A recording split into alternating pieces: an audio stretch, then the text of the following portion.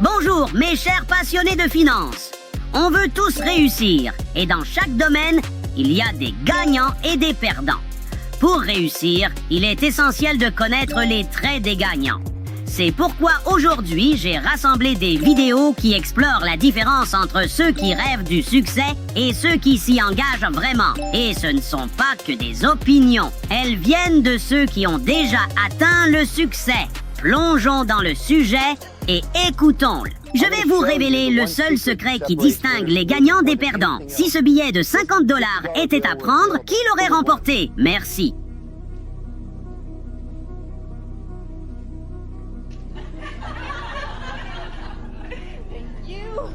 Ok, ne pars pas encore. Reviens. Quel est ton nom? Debbie. Qu'a fait Debbie que personne d'autre n'a fait? Elle s'est levée et a agi. Voyez-vous, trop souvent, nous restons assis là, à attendre, à espérer, à affirmer, à prier, à méditer. On fait tout ça, et tout ça est important. Ça fait partie du processus. Mais à un certain moment, l'opportunité se présente, et si vous n'agissez pas, si vous restez assis, vous n'aurez pas les 50 $.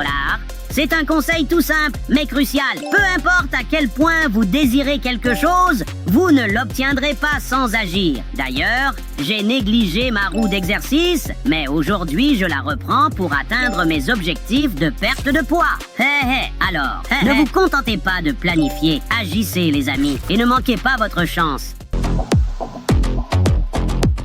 Une sagesse en affaires se transmet de génération en génération, mais pas besoin d'être de la famille pour en profiter. Voici un exemple parfait. Un ami prospère a partagé des conseils inestimables de son père que vous voudrez absolument entendre. Alors, tendez bien l'oreille et préparez-vous à prendre des notes.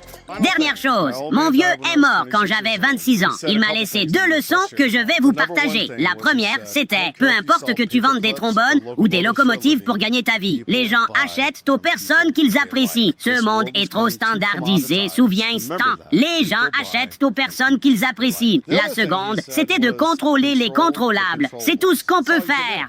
Inutile de se préoccuper de ce qu'on ne contrôle pas. Mon père disait, « Fils, ne te fais pas de soucis pour les petites choses. » Puis il regardait au loin, revenait vers moi et ajoutait, « En fait, ce sont presque toujours de petites choses. » Merci pour toute cette sagesse. Bâtir de bonnes relations avec les partenaires est toujours bénéfique pour l'entreprise. J'ai aussi aimé le conseil de se concentrer sur les choses importantes qu'on peut contrôler. Des conseils comme ceux-ci aident à réussir et réduisent le stress. Ne manquez pas les prochains épisodes pour continuer à progresser en affaires. À la prochaine. Et souvenez-vous, les hamsters sont puissants. Un pour tous et tous pour un.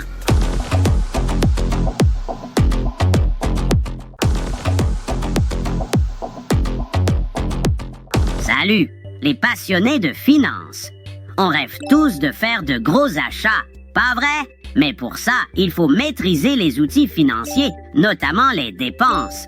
Bien sûr, c'est un choix personnel, mais j'ai sélectionné des vidéos d'experts qui partagent leurs réflexions sur les achats.